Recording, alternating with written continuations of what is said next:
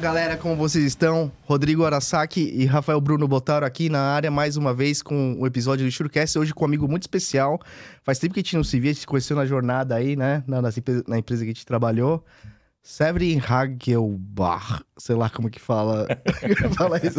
Desculpa. Não, você mandou bem. Obrigado, Rodrigo. Obrigado, Rafael.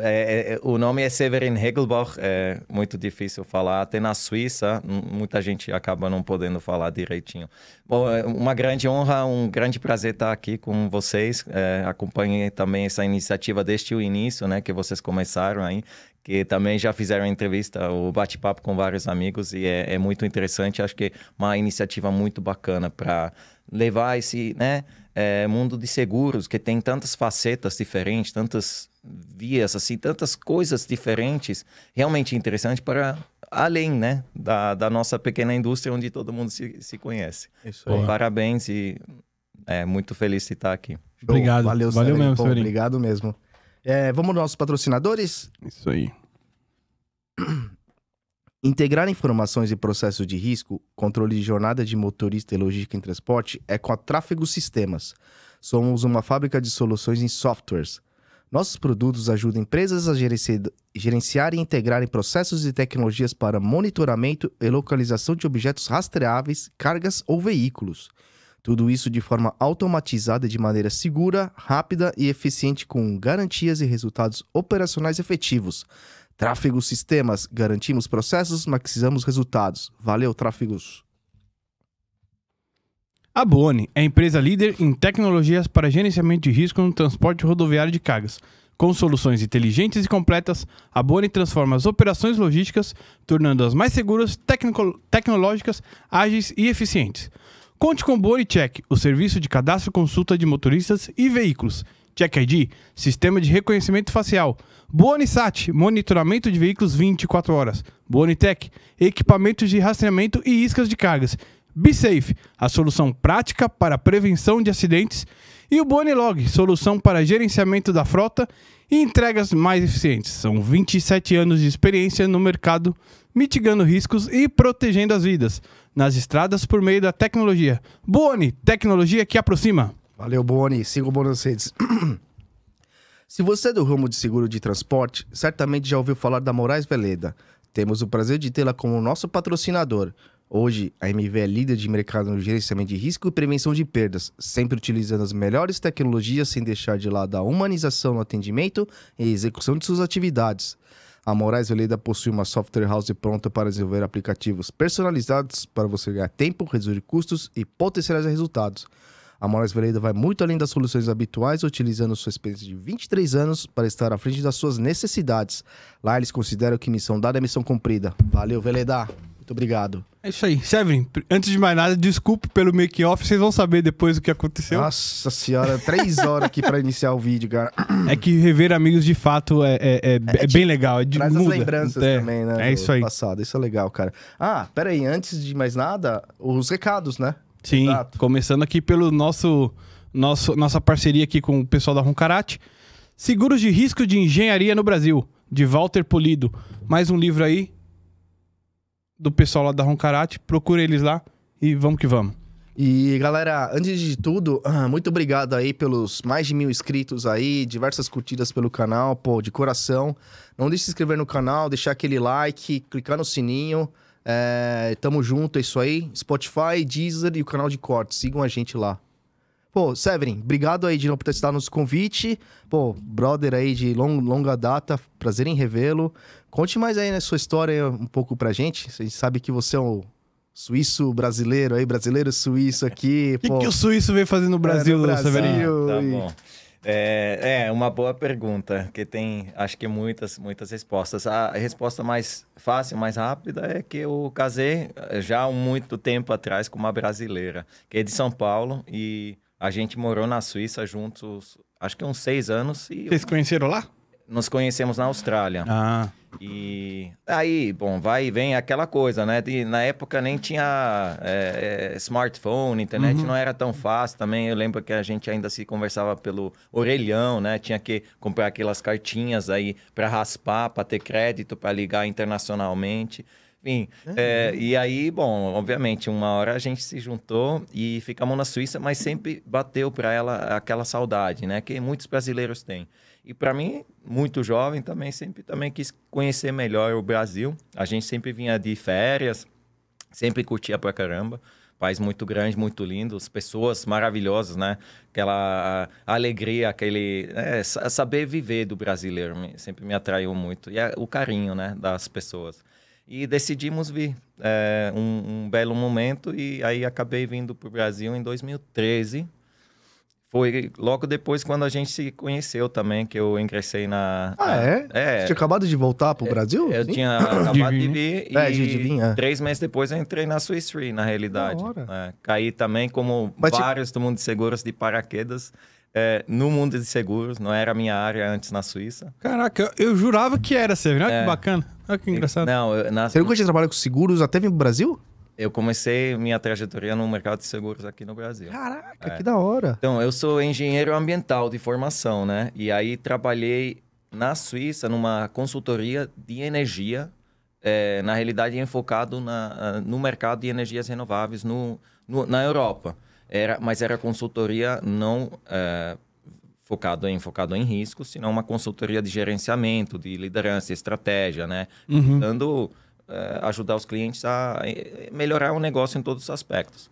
E quando eu vim ao Brasil, eu larguei meu trabalho lá, essa empresa não tinha operação aqui no Brasil, comecei a buscar nessa área, mas conheci uma bela noite, não foi uma bela noite, aquela chuva, né, desastrosa, trovoada, assim, parecia uma guerra, eu bem assustado, porque tinha acabado de chegar, mas marcamos um alumni event da minha universidade aqui no Brasil, que tem brasileiros e outros também, estrangeiros de outros países que moram aqui em São Paulo, que estudaram na mesma faculdade, lá na Suíça, na ETH.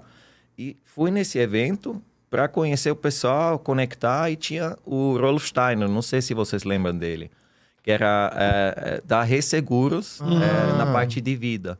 E ele tinha estudado na mesma faculdade e me conheceu ali e falou: ô Severino, tem um monte de engenheiro ambiental na Swiss Re, lá na Suíça, teu perfil é perfeito para seguros, por que você não manda currículo? Eu falei, bom, não vai fazer mal, por que não? E assim que comecei a conversar com o pessoal da Swiss Re na época e comecei a me empolgar com as possibilidades no mundo de seguros. E assim que entrei no mundo de seguros aqui no Brasil. Oi. Caraca, que história legal. E que área mesmo você chegou a entrar no início? Lá no início eu entrei na área de projetos, tá? Que tinha bastante a ver com o que eu fazia antes, que era gerenciamento de projetos, né? Consultoria, e estava apoiando essa parte que ainda era muito importante naquela época, que a Swiss Re tinha acabado de comprar a UBF, né? Isso. E aí acompanhei esses projetos na parte de gerenciamento dos projetos mesmo, de TI, de integração, de operacionalização, eficiência na operacionalização. E até depois de um tempo me mudar para a área de Energy, né? Como subscritor de Energy. É verdade, eu lembro disso. Onde a gente ficou mais próximo, né? Ele tava aberto ali. Exatamente. Ficava vendo as palhaçadas, né? Exatamente. Era fase boa, cara. Tenho muito carinho lembrando dessa... A galera da boa ali, né, cara? Álvaro, Luiz... Todo mundo. Guima, Hermes. Hermes, isso aí. Severin. Uma galera boa. Ô, Severin, uma curiosidade. Português você aprendeu onde? Aqui mesmo? Aqui no Brasil, Caraca. Eu vim meio que... Não, o cara é poliglota, mano. Quantas línguas você fala? 6. Mais ou menos, né? Depende como você conta. Tem mais uma 7ª, não. O cara é muito modesto, né, cara? Não, mas o português realmente é um mérito total do povo brasileiro, dos meus amigos, das minhas experiências no boteco, no trabalho, com os colegas, com a família. Eu aprendi assim, na manhã, né? Convivendo aqui e com a amável ajuda das pessoas que eu conheci nesse tempo todo. Já faz 9 anos, né, agora. Caiu em muita pegadinha de brasileiro, ensinando coisa errada? No início sim, lógico, né? Todo mundo tava doido pra me pegar no início, né? Tipo, não sei o quê. você gosta de não sei quanto, gosta de laranja, né? Essas pegadinhas, lembra? Lembra, porque ele fazia com você. Olha, viu? E aí tive que ficar esperto, obviamente. Boa, né? boa. Falei, preciso aprender essa língua rápido, porque senão eu sou bobinho aqui, né? Todo mundo dando risada do Severino aqui, não dá. Boa. Ô, Sérgio, agora conta um pouquinho dessa sua migração para corretora. Você iniciou, né, tua trajetória na seguradora e foi para corretora. Como é que foi ir pro outro lado? Tá, foi muito espontâneo, tá? Porque eu, como vocês devem bem lembrar, eu estava curtindo muito trabalhar na Swiss Re, uma empresa suíça, tinha muito a ver comigo, adorava a galera, adorava o trabalho, muito técnico, possibilidade de ver grandes contas, né? Eu fazia a subscrição de Energy, lá era toda a parte de Power, de Energy Downstream também, né? Que é petroquímicos, que inclusive eu sei que em outro Insurecast vocês já tematizaram essa parte do Energy e de mineração. Então era muito interessante, eu via muitas coisas e não estava pensando em sair da área de subscrição. Agora, uma parte que sempre me interessava como subscritor, e talvez já passou também, né, no pensamento de vocês, é que não era tão fácil, às vezes, lidar com a questão que a gente, como seguradora, prestava um serviço para o cliente, mas não falava diretamente, muitas vezes, com o cliente, senão a gente falava com o corretor.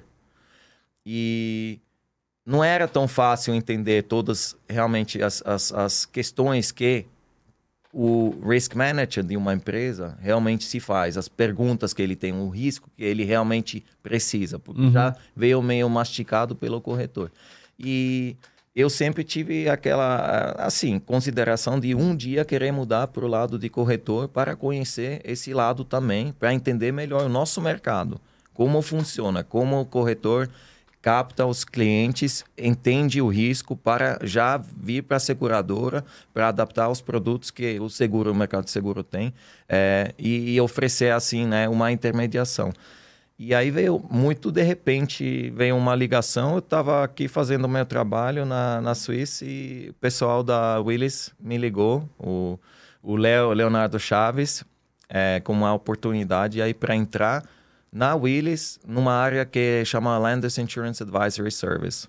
É uma área bem específica. Não é bem aquela coisa que a gente sabe do corretor de seguros que faz o placement do seguro, mas é uma área de consultoria, acompanhando os riscos que desde a fase de construção até a fase operacional, durante toda a trajetória do investimento que está sendo feito através de bancos internacionais, Export Credit Agencies, né?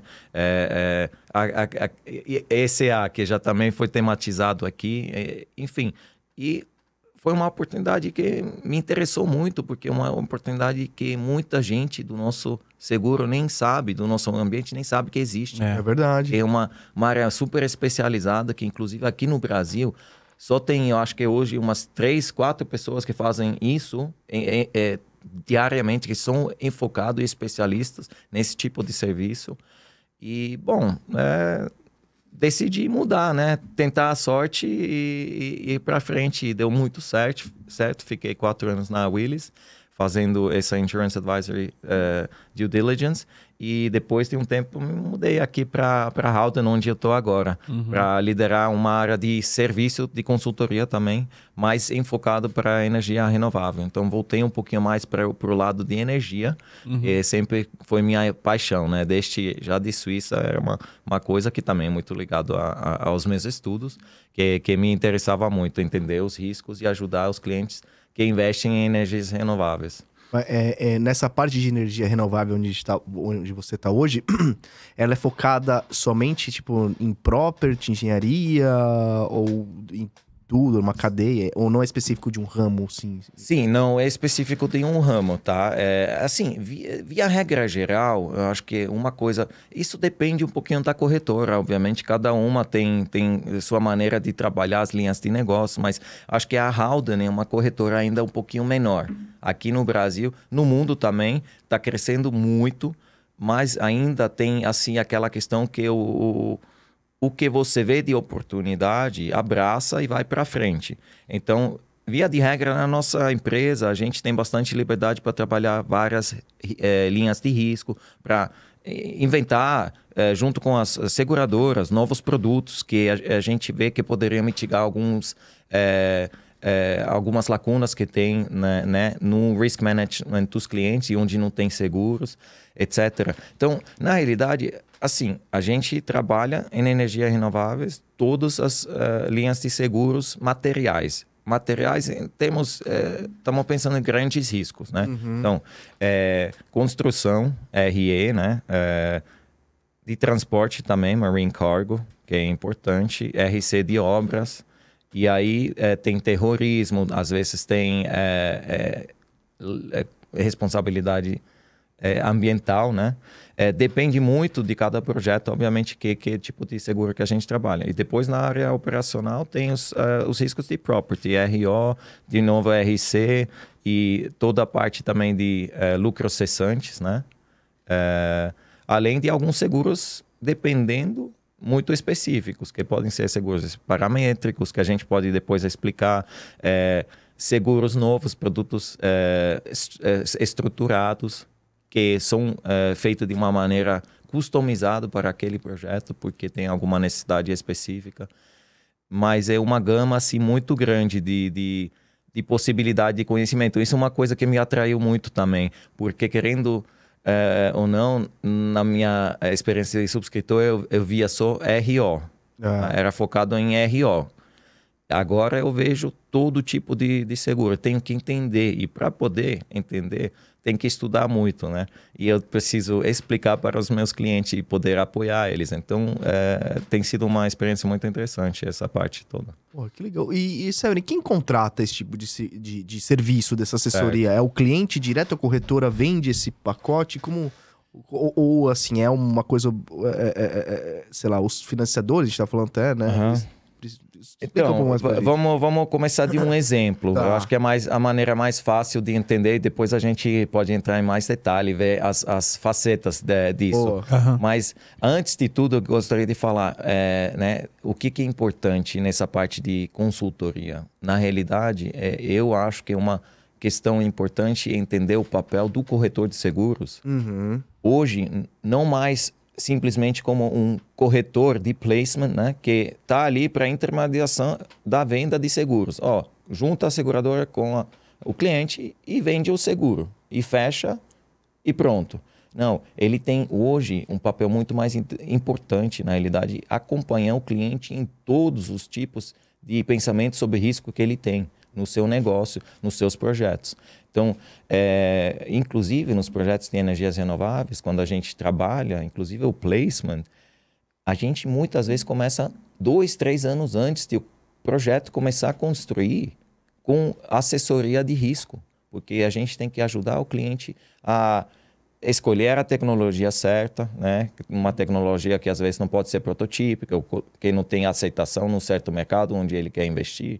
Melhor descartar, melhor escolher uma que não tem um histórico de sinistro muito grande, que a gente já tem dados sobre isso. Enfim, e são N questões. Aí a questão contratual, que o cliente tem também, que ele fecha com fornecedores, com fabricantes, etc. Juntar tudo isso, quais são os riscos daquilo. E vai além daquilo que é só o placement, né? Então, resumindo, a gente se vê como, em geral, não como um corretor de seguros, senão como um risk advisor, um consultor de seguros. Eu acho que isso é muito importante. E aí, voltando um pouquinho mais para a sua pergunta, desculpa aí fazer todo esse parênteses, mas eu acho que é importante também, como o nosso cliente vê a gente hoje, a gente imagina, então, um projeto eólico no Brasil, né? Nos últimos anos, o Brasil tem crescido muito na parte renovável, o potencial é imenso. Acho que só de eólicas onshore, hoje a gente tem mais que 15 gigawatts já instalado. Acho que é uns 13% da matriz energética do Brasil hoje em dia já é proveniente da energia elétrica eólica. É mesmo? É a segunda fonte hoje na matriz, né? Atrás, obviamente, da hidrelétrica, que sempre tem sido uma grande fonte aqui no Brasil, naturalmente.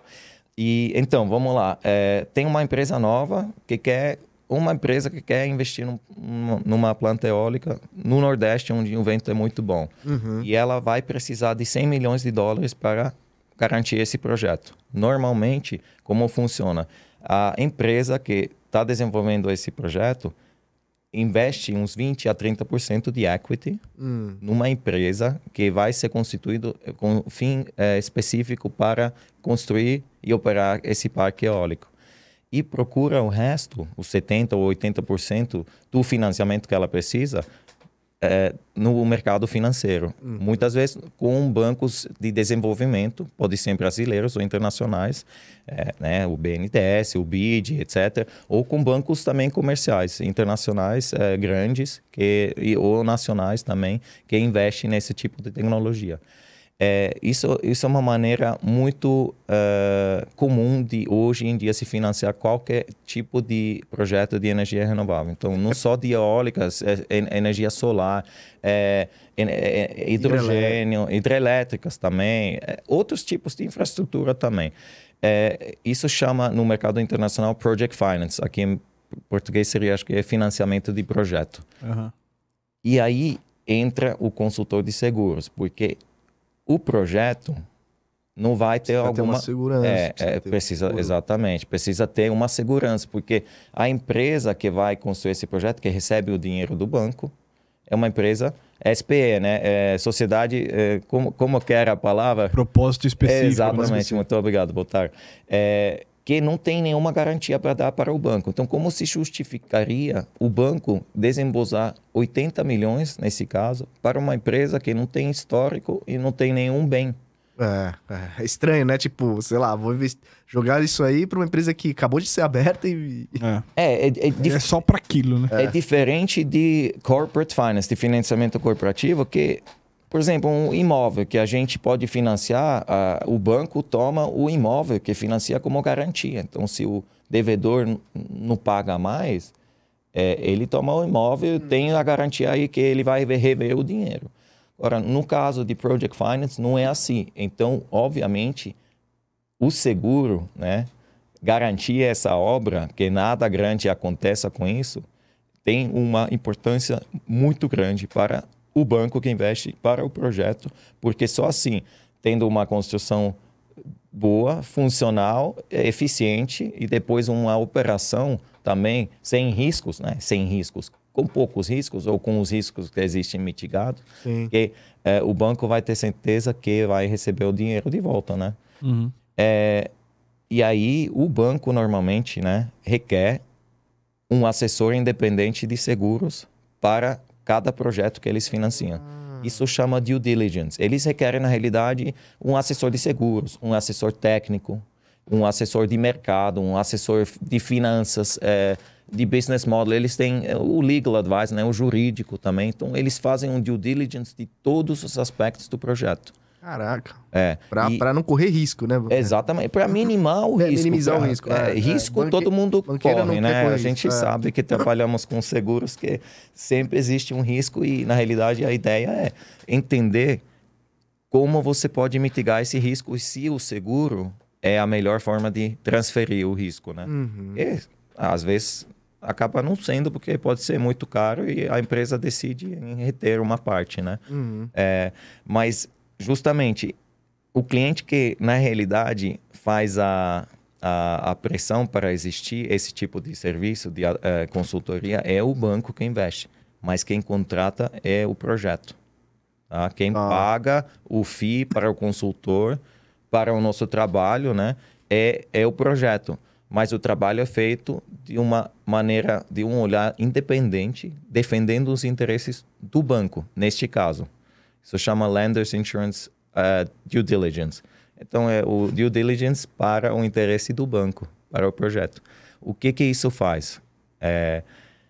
Antes de começar a construir normalmente, na fase de pre-financial close, antes de fechar o financiamento, tem todo esse due diligence. E aí, o consultor de seguros, no caso, a gente, senta com os assessores do projeto, os assessores do banco, os assessores jurídicos, etc. e desenha um projeto de seguros para aquele risco. Mas quem que nomeia você, por exemplo? Aí pode ser tanto o banco como O cliente. a companhia. O teu principal parceiro é o banco. Você chega a fazer parcerias com o banco para ele te indicar, por exemplo. Sim, pode ser, mas a verdade é que nos últimos anos tem tido uma certa mudança nessa questão. Antigamente era mais o banco que determinava quem era o consultor escolhido por eles. Uhum. Hoje não é mais tão assim. Por quê? Principalmente porque muitas empresas que atuam na energia renovável são muito mais profissionais hoje. Então, eles veem isso como uma questão muito importante para eles e eles querem ter a consultoria de alguém que eles têm confiança. Então, tem tido uma mudança para cada vez mais ter a própria companhia escolhendo o consultor de seguros. Então, acaba que a gente tem que ser amigos de todos para conseguir o pão diário, né? Sim. E Severin, quando você é contratado para fazer toda essa análise de risco, pelo que eu estou entendendo. Não necessariamente ainda você está fazendo a venda do seguro. No primeiro momento é a análise. A tua relação comercial já se inicia ali? Ou seja, você já tem uma proposta ali, você recebe um FII direto do segurado, enfim? Nesse caso, de novo, nesse exemplo de fazendo a consultoria para os bancos, existe um FII.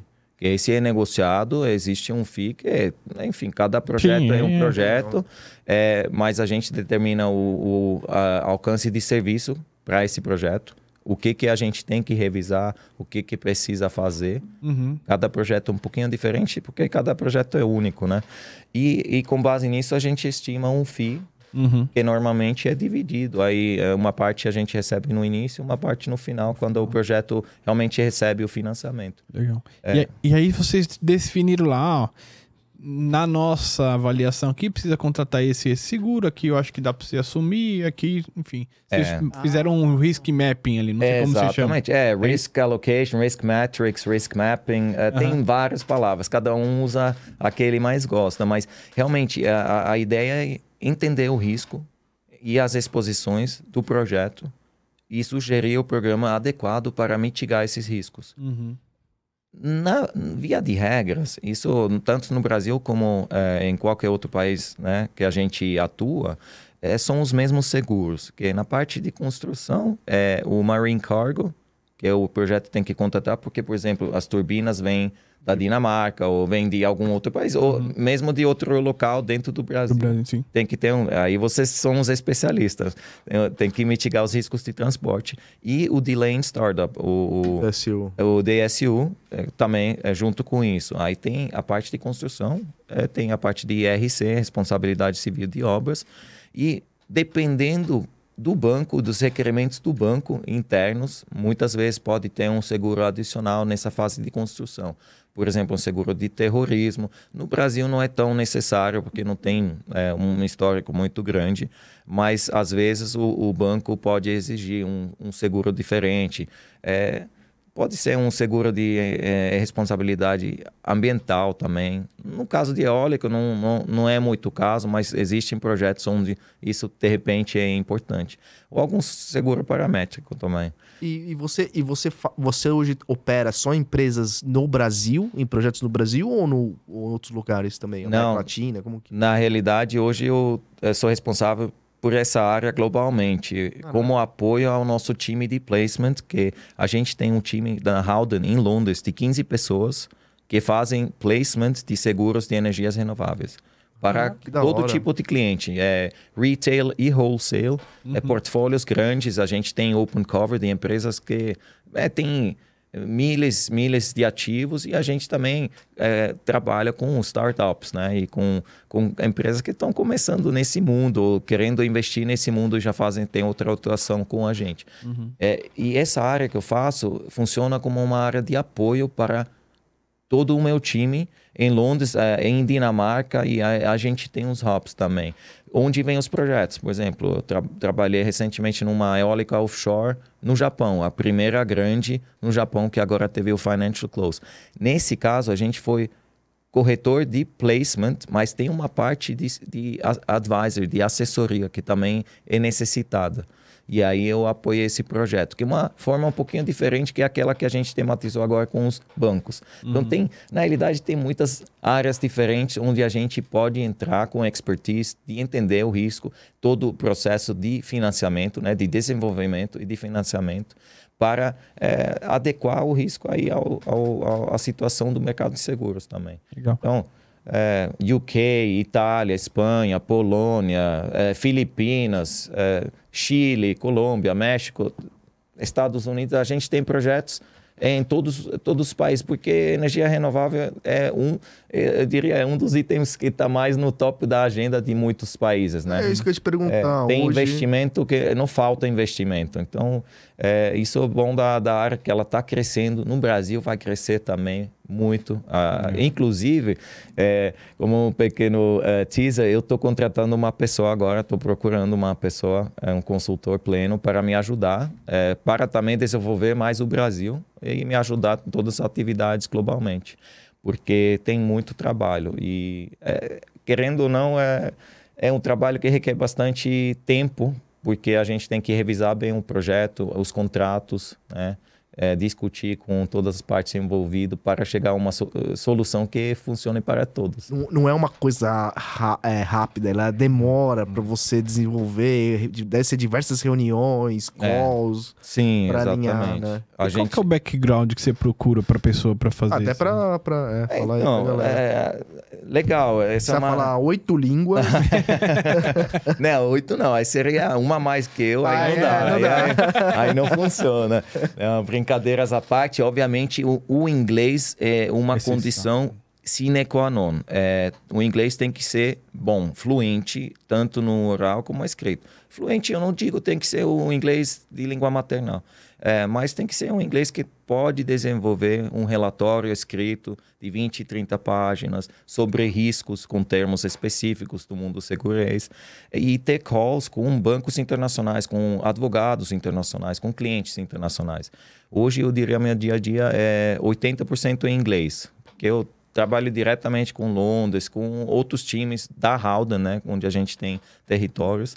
Então, isso é muito importante. Além de, obviamente, a parte de seguros. Quanto mais conhecimento de seguros já tiver, melhor, porque a gente, né, como falamos, a gente vê vários ramos de seguros. Então, ter um conhecimento básico de vários ramos é bom. Do resseguro e como ele funciona também é bom, porque a gente tem que revisar também a parte de resseguro para o projeto.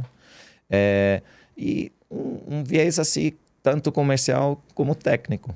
Então, querer poder falar com o cliente, com bancos, etc., mas também ter a mente analítica e diligente para sentar e concentrar e desenvolver o trabalho que tem que ser feito. Okay? No final, o nosso trabalho, produto final seria um relatório para o cliente descrevendo os riscos do projeto e o que a gente sugere de seguros para esse projeto. E aí, com isso, o cliente pode escolher contratar a Howden para colocar esses seguros ou colocar qualquer outro corretor de seguros. Aí vai para a parte de placement mesmo. Exatamente. Né? E por isso, na realidade... Ou não, microfone. Por isso, na realidade, na nossa área, a gente vê como um added value para o time, porque a minha área muitas vezes funciona como um abridor de portas para entrar em um cliente novo. Com certeza, cara. E a gente leva a marca ainda, né? Exatamente. Leva a marca, mas também começa com eles desde o início, desde antes que eles precisem pensar sobre contratação de seguros. Que muitas vezes o nosso FII não é tão proibitivo, né? E aí dá mais chance de testar, de ver a qualidade do nosso serviço, etc. E depois, obviamente, fazer aquilo que todos no nosso mercado querem fazer, o cross-selling, né? Enfim, tem funcionado bastante bem, realmente. É uma área que está, assim, bombando dentro da Howden. Obviamente, energias renováveis têm crescido. No Brasil, a gente tem, assim... É o futuro, né? Oportunidade estratosférica. Ninguém fala mais, vou levantar uma usina de energia a carvão. Não, isso já era, né? Esquece. Eu acho que isso engraçado é o que você falou de... Pô, eu fiquei muito curioso sobre energia. Você falou eólica, fotovoltaica, hidrelétrica, você falou uma de explosão aí, de sim. foguete, como Não, chama? Hidrogênio. Hidrogênio. Que isso? Então, no mundo de energias renováveis, a gente gosta de falar do hidrogênio verde. E, obviamente, é o hidrogênio produzido através de eletricidade verde, ou seja, de alguma fonte renovável. Tá? Existem muitos tipos de hidrogênio. O hidrogênio sempre é o mesmo. E é um produto final que pode tanto ser utilizado na indústria química, petroquímica, como também, por exemplo, no mundo automotivo, como um combustível possível para o transporte do futuro. E, inclusive, até pode se queimar novamente para produzir mais eletricidade. Então, tem um produto muito flexível e, por isso, muito interessante, atrai muito investimento, muito interesse do mercado global hoje em dia. Já se fala, na realidade, internacionalmente, que essa vai ser a década do hidrogênio. Sério? E no Brasil, a gente já tem um projeto piloto no Nordeste também, que vai ser um hub de hidrogênio verde. É praticamente juntar uma tecnologia de energia renovável, que é uma planta solar, uma planta eólica, com um electrolyzer, Desculpa, a palavra em português me complica um pouquinho. Mas é eletrólise para produzir da água, através de energia, o hidrogênio. Tá? Essa tecnologia já existe faz muito tempo, porque o hidrogênio é utilizado, por exemplo, para fazer amônia, que é utilizado em processos também hospitalares e químicos. Então, não é uma tecnologia tão nova. O que é novo é juntar os dois. É a forma de produzir, né? Exatamente, a forma de produzir e a eficiência daquilo, porque pode ser muito caro. O Brasil tem uma vantagem fantástica, que em comparação assim, a vários países onde também está sendo procurado e investido, o Brasil consegue produzir. Assim, a fonte a gente não vai divulgar aqui, mas é 10 vezes mais barato do que a maioria dos projetos, por exemplo, na Europa. Porque a energia renovável aqui está muito abundante. Tem muito sol, tem muito vento. É mais fácil produzir aqui. Então, o Brasil pode ser um player, pode chegar a ser um player internacional muito importante nessa parada de hidrogênio verde. Hidrogênio, eu acho que é uma das soluções, não é a solução. Como com tudo, né? No nosso mundo, a gente vê o macro, não tem só uma questão que vai mudar o mundo, ou transformar o mundo de energia. São várias questões que o mundo vai ter que trabalhar para ajudar com a questão de mudanças climáticas, né? Essa tentativa de chegar cada vez mais a um mundo mais sustentável. Mas hidrogênio, com certeza, pode fazer um papel importante. A gente está apoiando vários clientes já nessa área, ajudando na parte de, na realidade, conseguir a aceitação de risco disso, né? Então, a gente trabalha junto com um startup, por exemplo, em Portugal, que tem uma tecnologia inovadora, prototípica, que você sabe que normalmente no mercado seguro pode ter complicações para aceitação, para justamente já nessa fase conduzir eles na questão de como isso vai ser aceitável para os nossos mercados. Uma outra parte, uma outra faceta do mundo de consultoria também. Caramba, que legal.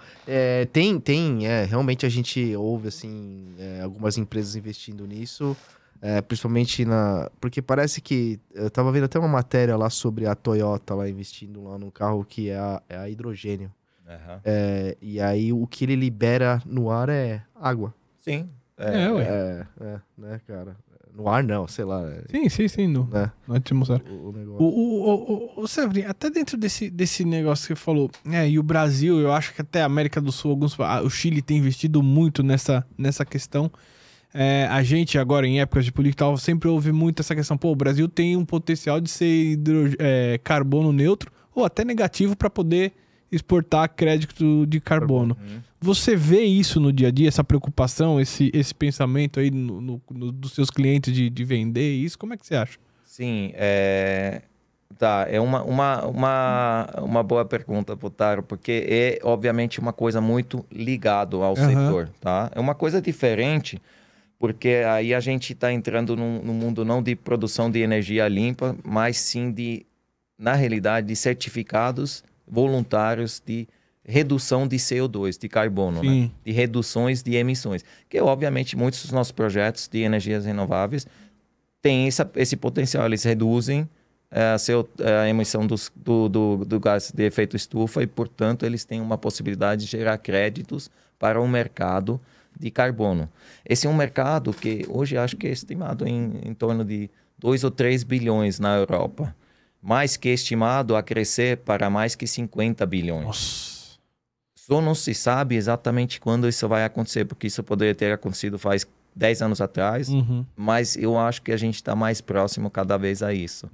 E é uma questão que os nossos clientes veem, faz parte do business model deles, né, do negócio, do dia a dia, porque eles podem ganhar dinheiro com isso.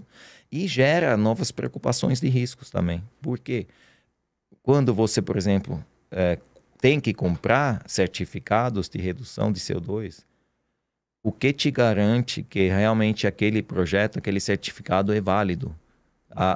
Vários países têm obrigações para empresas que não têm sua produção limpa de comprar esse tipo de certificados e apresentar para ganhar tax incentives, incentivos de impostos, para, enfim, poder operar, para N questões. Às vezes, esses certificados têm fraude, ou vêm de um projeto que não foi bem assessorado e, na realidade, não são válidos. E quando isso acontece, gera um risco para a empresa que comprou aquele certificado, porque ele pode chegar a ter que recomprar ele, ter o gasto novamente. E a Howden, recentemente, fez uma parceria com uma empresa do mercado de carbono, globalmente, e lançamos o primeiro produto de seguros para garantir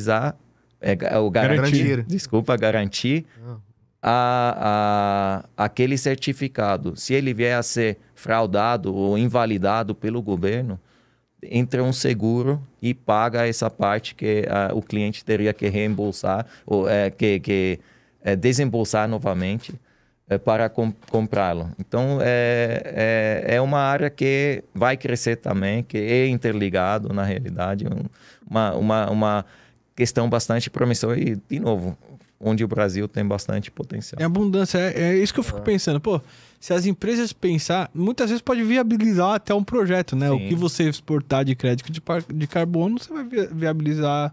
Além de trazer recursos. Enfim. Investimento, que o pessoal querer...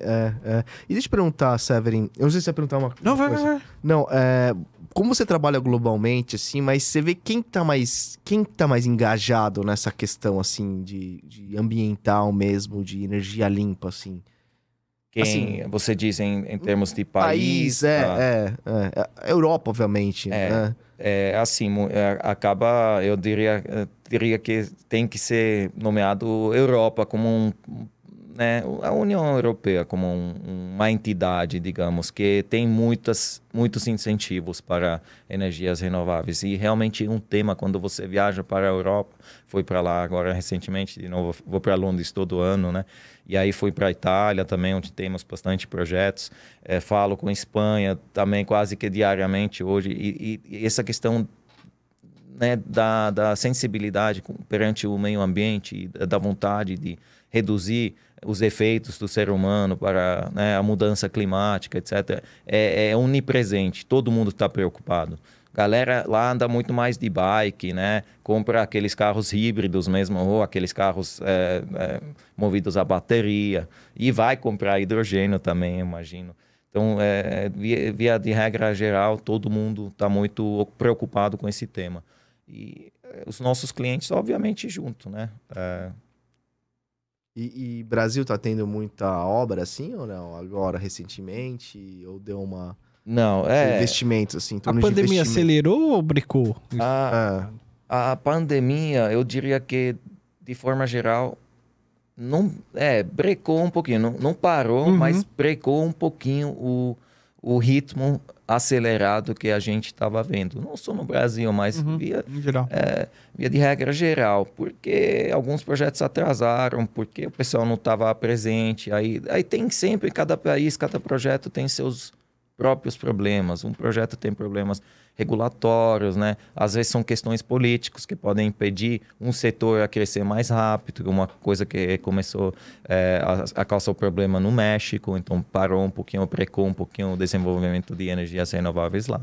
No Brasil, sempre tem também umas questões que, né, podem acelerar ou não os projetos, mas via de regra, aqui o crescimento tem sido muito, muito importante, tanto na parte eólica como na parte solar também. Na parte solar, falando de plantas solares fotovoltaicos grandes, aqui no Brasil nos últimos 5 anos crescemos 200%. Na área grande, na área de distribuição descentralizada, né? Projetos menores, projetos de repente rurais, crescemos mais que 2.000%. Caramba. O crescimento muito acelerado. O potencial é imenso e hoje em dia a energia fotovoltaica é a mais barata das energias renováveis. Ela não tem tantos riscos envolvidos que nem outros. E Brasil, além de tudo... Tem sol direto. Tem sol direto e não tem muitas preocupações de catástrofes naturais. Então, ajuda muito também na questão do mercado de seguros, porque seguros para projetos de energia renovável é um custo grande. Tem se convertido em custo grande nos últimos anos, porque no início era bastante barato. Todas as seguradoras queriam entrar nesse ramo, né? Ramo novo, é bom investir, tem que fazer parte. E depois se queimaram os dedos, né? Porque são muitas tecnologias novas, não são muitas vezes não provados. Aconteceram muitas coisas que deram errado, muitos sinistros, e teve que aumentar as taxas, né? Então, hoje, o seguro para um cliente é um custo muito grande. E as margens hoje são menores também, porque incentivos de governo têm diminuído. Perante, né, digamos, 10 anos atrás, talvez, etc. Só para vocês verem um exemplo disso, a gente trabalha com uma empresa na Inglaterra que investe em eólicas offshores, tá? Em projetos de eólicas offshore. O projeto específico que eu estava envolvido agora é um projeto que fica a 80 quilômetros da costa. Nossa, é um parque, é o maior parque. Navio.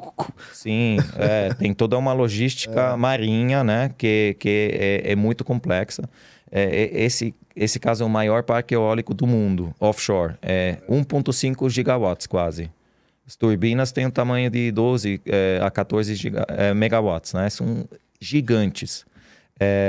E para levar tudo isso para lá fora, obviamente, uma logística não tão fácil. Mas então, esse cliente que está investindo nesse projeto, o seguro para ele faz uma quantia muito importante. Pode ser impedimento o custo de seguro para ele não conseguir ganhar ou financiar o projeto.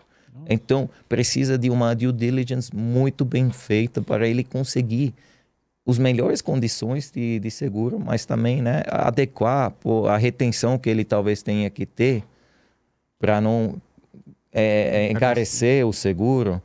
Exatamente. Enfim, é um mundo que todo dia é diferente. O seu trabalho basicamente é ser um consultor dessa régua, né? Até onde vale a pena assumir e enfim. Eu não estou diretamente ligado com isso, igual que você falou, mas será mesmo que o seguro pode impactar muito mesmo em termos no orçamento do cliente? É uma pergunta muito válida, porque a gente está falando de investimentos bilionários, né? Mas nesse caso específico, eu vou até entrar um pouquinho mais detalhes. Como funciona na Inglaterra? Tem uma entidade que chama Ofgem, que é uma entidade regulatória dos negócios offshores, tá?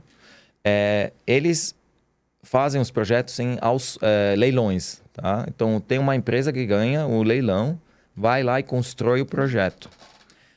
Na hora de ficar operacional, o projeto vai ter uma divisão dos ativos.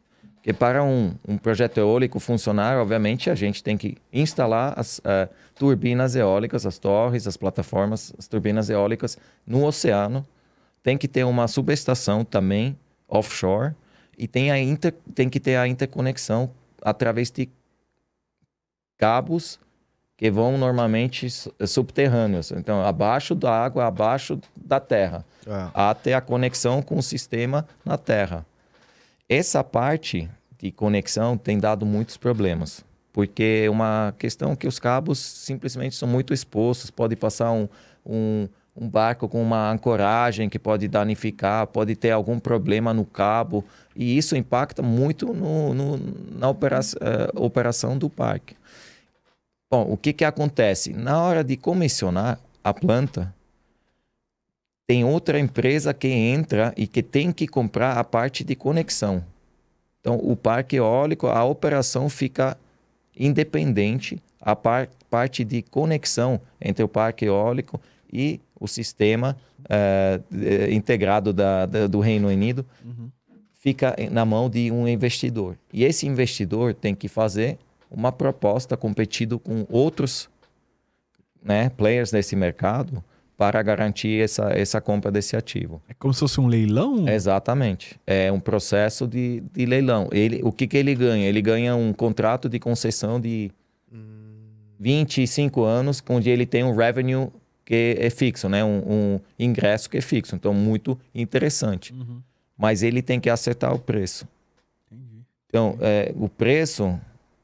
Se o seguro é 1 milhão ou 2 milhões, é 1 milhão de diferença. Pode impactar no que ele perca a oportunidade de fazer esse negócio. Entendi. Então, assim, querendo ou não, todo mundo sempre quer pagar menos, né, e ter a maior cobertura e o menor preço, né? Mas, né, pensando dessa maneira, realmente tem um impacto grande. Depois a gente vê o operacional também de uma planta. O custo seguro é realmente uma parte grande, porque a outra parte grande é a manutenção, né? A operação e manutenção.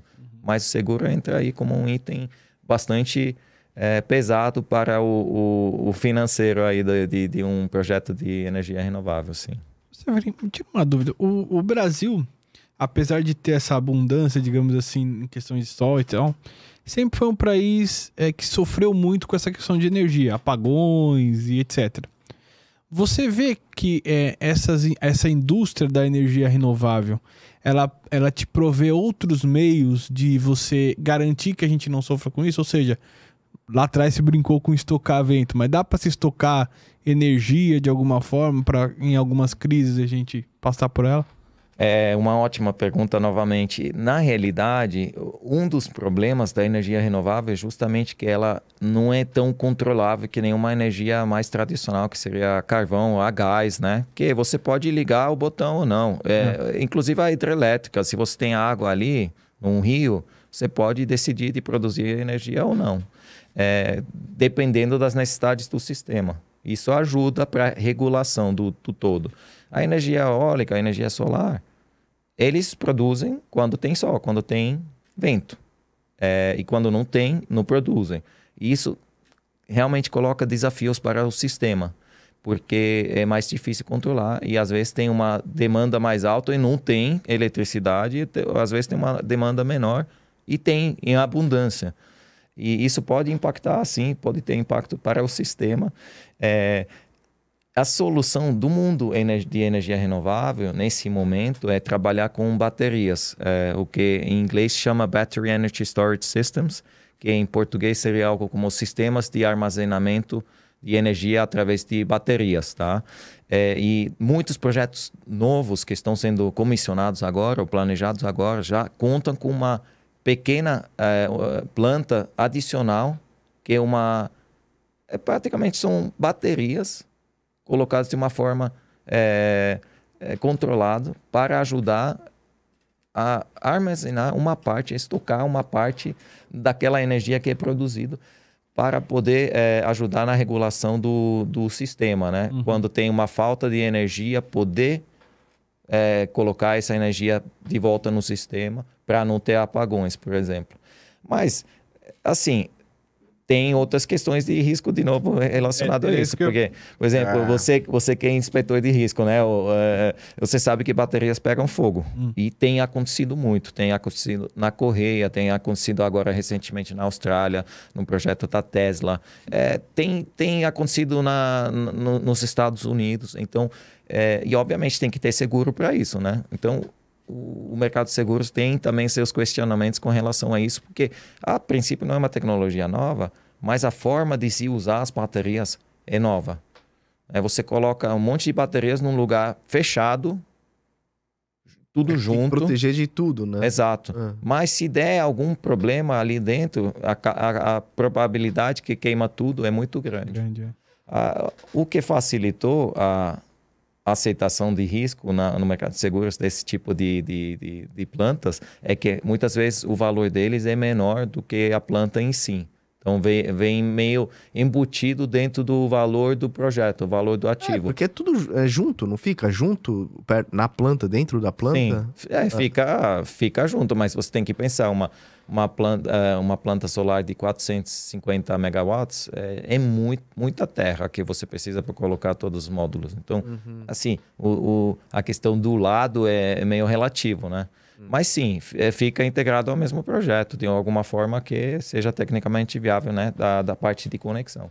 Isso só serve para parque de energia fotovoltaica ou para eólica também? Esse armazenamento de baterias? Para a eólica também, mas para outros é questionável a necessidade. Por exemplo, uma turbina a gás, né? Pensando numa planta termoelétrica, ela tem uma certa inércia. Então, se você liga ela começa a produzir. Se você desliga ela, inclusive você faz isso conforme instruções do sistema, né? Você desliga ela ainda tem uma certa inércia. Ela não desliga e para. Ela ainda vai girando. Fica rodando. E isso ajuda no regulamento da eletricidade também. A eólica já não tem isso. Ela gira, mas a inércia dela é muito diferente, é muito menor, né? De uma termoelétrica. Então, essa questão da bateria realmente ajuda na questão dos renováveis. É um investimento adicional, né? Você tem que pensar, é uma coisa que tem que fazer sentido desde o ponto operacional, mas também desde o ponto de vista financeiro. E acho que numa planta assim mais tradicional não há necessidade realmente. Caramba, e assim, eu acho que esse tipo de tecnologia veio para poder... Porque assim, eu só não entendi, por exemplo, como assim, antes não tinha isso, né? E aí se perdia essa energia, aí acharam uma solução para poder armazenar, para poder utilizar. É isso. Tipo, você tá lá com o parque eólico rodando, ele parou, não tem vento, acabou a energia. Sim, antes era assim, e continua sendo muitos ativos hoje operacionais é assim. Não era um tão grande problema, talvez antes, porque tinha poucas plantas, então o impacto deles para o sistema, no geral, era mínimo. Agora, hoje, com um crescimento muito forte, né, quase cada mês entra uma nova planta eólica no sistema. O potencial de interrupção ou de ter algum impacto no fluxo geral da energia é muito maior, né? Porque você tem muitas plantas. E o risco aumenta, porque você está mais dependente, plantas, né? Muitas dessas plantas estão construídas no mesmo lugar, no Nordeste. Sempre tem vento no Nordeste, mas já teve um fevereiro, um janeiro que não teve o vento que era necessário e aí dá um problema. Então, se você tem pelo menos um pouco de energia estocado... Amenize, né? Ameniza, de uma certa forma. Vento. É que normalmente quando... se eu entendi bem a pergunta, e aí você me corrige se eu estiver errado, ô Severi, se você para aqui, assume outra fonte de energia. Vai ser aí as não renováveis, enfim. E por falar, a gente falou muito dessa questão, a gente tá falando muito de energia limpa, que é legal pra caramba esse tema. E aí isso é envolvido muito com mudanças climáticas também. Existe um seguro chamado seguro paramétrico. Você manja um pouco disso? Você já chegou a trabalhar em projetos parecidos? Sim. Fica aí pra gente. Na realidade, o Um dos chapéus que eu tenho nessa nova posição também é mais focado na inovação e no know-how. Tá?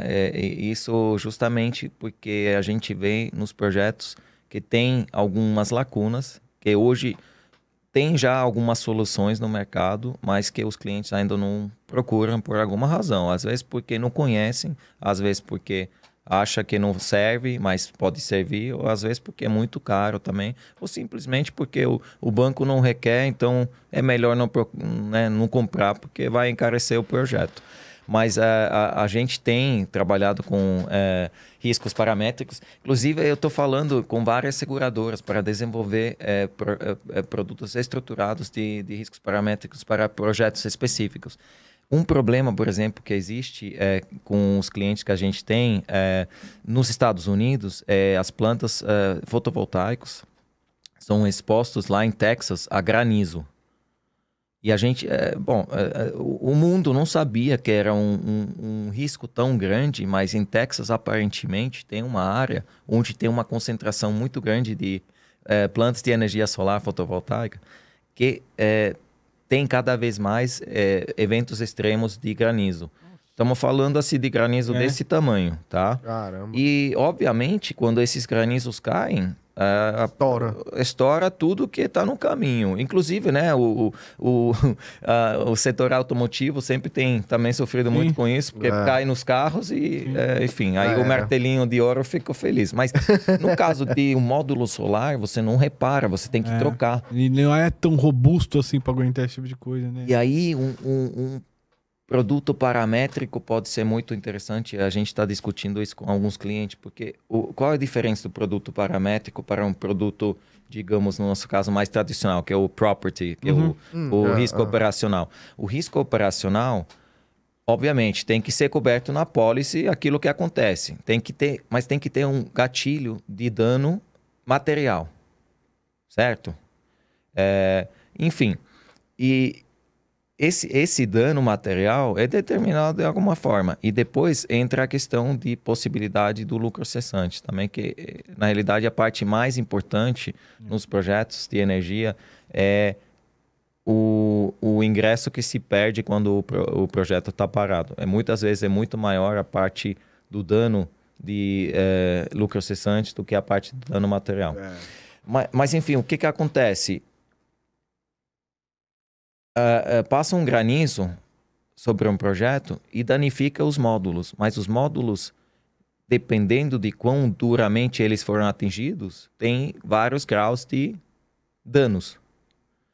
E aí complica muito na regulação de sinistro. O que a gente está vendo que você tem um custo muito grande para mandar engenheiros para a planta para investigar em todos os módulos a eficiência que ele ainda tem de produzir energia. Porque ele pode ser um dano que nem é aparente. Que ele bateu, você não vê de próprio olho, mas teve um dano físico. Mas esse dano físico só pode ser comprovado se você vai lá, inspeciona e testa o módulo. E aí você tem que fazer isso com 80% da superfície da planta.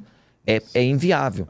E muitas vezes a seguradora fala, nesse caso do dano físico, né? Tá coberto, beleza, você tem um limite de 40 milhões de catástrofes naturais, granizo entra ali, tá escrito na pólice, eu te pago tudo que você tiver que trocar, porque tá evidentemente o dano físico. E aí tem briga sobre isso. O que um produto paramétrico faria nesse caso? Ele entra com um gatilho determinado pela seguradora junto com o segurado. Nesse caso, o diâmetro do granizo. Sério? A seguradora fala, bom, vamos lá. Exemplo isso, tá? Esse é um exemplo. Tem muitos tipos de seguros paramétricos. Mas o diâmetro do granizo tem que ter, sei lá, 15 centímetros para baixo? É simples. Você determina, você pode determinar e modelar isso, né? É simples, não é simples. Tem modelagem, você tem que conhecer né, os modelos de tempo no passado. Enfim, a parte de subscrição é bem complexa, né? Não me entenda mal. Mas a questão de regulação de sinistro e do pagamento de sinistro é simples. E o que a torna interessante para um segurado. Porque você pode falar, bom, O granizo que passou ultrapassou o milímetro de granizo que a gente determinou como gatilho para entrar esse produto de sinistro, de seguro. A seguradora vai pagar na hora.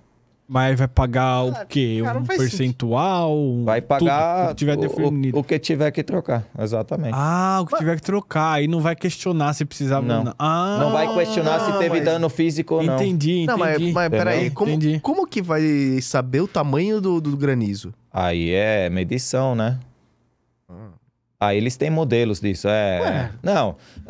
Você Sei pode lá, ir lá cai e medir ele granizo na hora estoura. que ele caiu, obviamente. Mas não é isso que acontece. Eles têm os modelos. Satélite e tudo mais. Dá pra saber. A própria Inclusive, meteorologia te dá exato, isso. Dá pra saber, entendi. Obviamente, uma das questões necessárias para todos os seguros, acho que é a questão de você poder precificar de alguma maneira e entender aquilo. Então, se não tem a base de dados para um certo produto, ele não vai funcionar, não vai ir para frente. Mas nesse caso, é um caso que a gente está, inclusive, muito perto de fechar um seguro, de colocar um seguro com o nosso cliente. Legal. Que da hora. E é muito importante porque os players estão com muito medo, porque o mundo de seguros tem cortado cada vez mais as coberturas que tem dado para projetos de energias renováveis, né? Os termos e condições têm agravado, as taxas têm subido, as franquias têm subido. Então, o segurado hoje tem uma retenção muito maior e paga um preço muito maior também para ter uma certa cobertura. E muitas vezes nem existe uma capacidade. Não, na realidade, o projeto dele fica exposto. E aí, quem financiou aquele projeto fica com mais medo. Então, é realmente uma necessidade de nós, corretores de seguros, sentar junto com as seguradoras, entender, analisar essas demandas que tem muitas demandas novas num setor que, né, é cada vez mais complexo, cada vez entra uma nova tecnologia. E juntos determinarem produtos que ajudam na mitigação desse risco e sejam viáveis, né? E você encontra opções hoje de seguradoras servem para isso, sim. né? Tem uma mão de obra bacana, especializada? Tem bastante, né?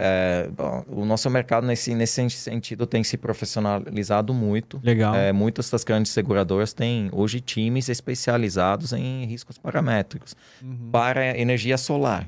E aí, riscos paramétricos ou estruturados para a energia eólica. E assim, muda o time, muda o ângulo de ataque, onde o produto pode ser interessante. E a gente tem tido conversas muito interessantes com muitas seguradoras.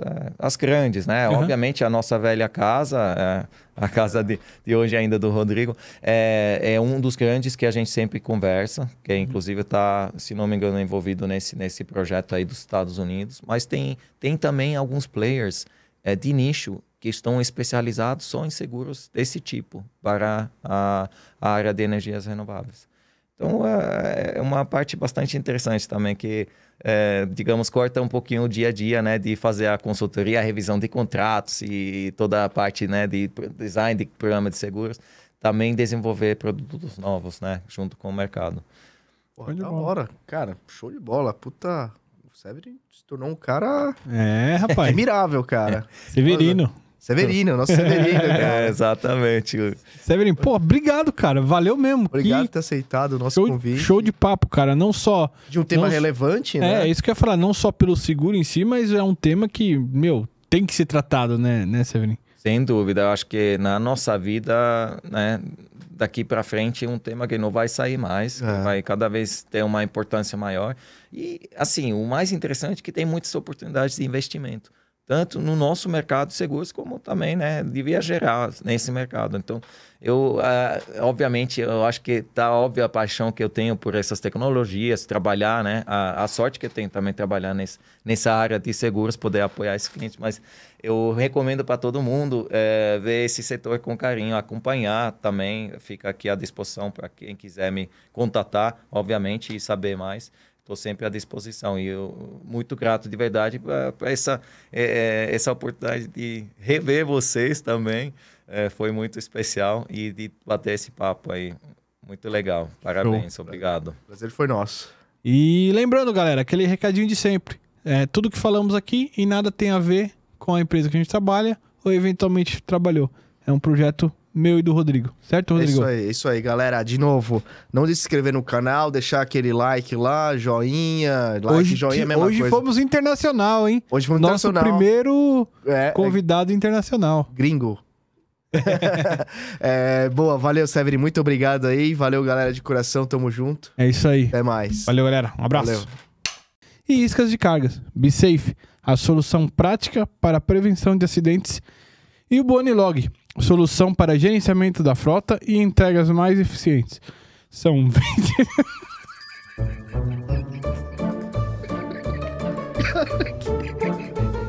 Pô, já...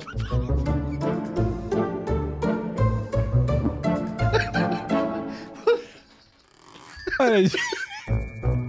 Porra, não é possível. E eu tô só...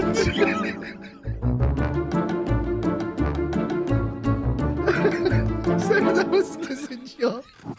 Caraca, para, Rafa. Você começou a ir, não parava, velho. E eu só desviando o olhar dele aqui, ó. Vindo pra cá, mas... Cara, sério, a gente tem que parar, cara. É sério, a gente vai conseguir começar. Ai, ai. A gente volta do Boni. Ai, pode ser? Foi mal, viu? É sério, para. Não, para você, você fica olhando pra mim. Para, cara. Não dá pra mim, cara. Boa. Desculpa, sério. Foi mal, sério. Imagina, é muito que- bom. Você lembra que a gente é idiota assim nesse da Suíça, né? Pô, Então, eu fico feliz de ver vocês dois iguais, né? Tão amigos. os caras não cresceram, né? Não, cara, se Tão divertindo em tudo que você faz, porque isso é o mais importante na vida, né? Obviamente, trabalhar, né? Mas Faz se parte. divertir no que a gente faz, aí a gente faz de Mas assim, coração, né? é que De coração. você deixou a gente também mais tranquilo, porque, porra, você É brother, né, é meu? brother, né, cara? Então fica mais tranquilo, né? A Buoni é a empresa líder em tecnologias para gerenciamento de riscos no... Ah, velho, ô, Rafa. Caraca. Agora eu tô sério, mano. Vai lavar o rosto, velho.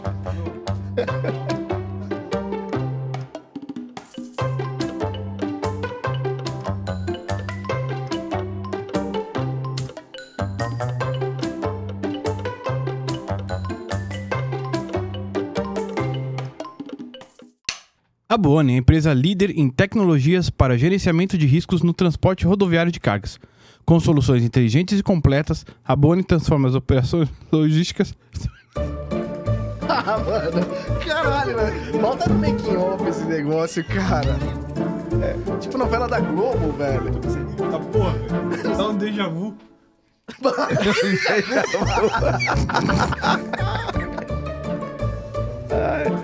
Caralho, velho. Sei lá, cara. Tá lendo... Não. Vai, Rafa, respira aí. Vai, cara, tu voltar pra você tem que sair cedo Eu também. tenho, velho, mas vamos lá. Não é que eu tô... Não fica olhando pra minha cara, não. Você fica olhando pra minha cara, vai pra lá. Onde que eu vou olhar? Não, fica assim, de boa, vai. Eu tô de boa, cara. Vai. Agradece de novo, velho. Agora tem que concentrar. Quando tiver pronto, você me avisa. Vai. 2 horas aqui. Vai, agradece aí. Pera, agora sou eu. Dá uma coisa acontece isso, velho. Ô, não vai ficar de bode agora, né?